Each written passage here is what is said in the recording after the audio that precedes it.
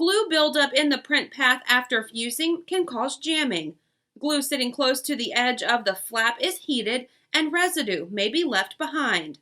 To clean the fuser, you'll need alcohol wipes or denatured alcohol with a lint-free cloth or Q-tips. Open the side door and remove the fuser.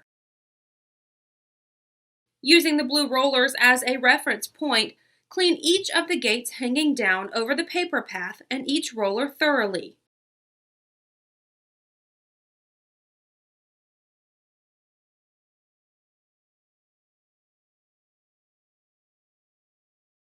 Let the area dry, then retest.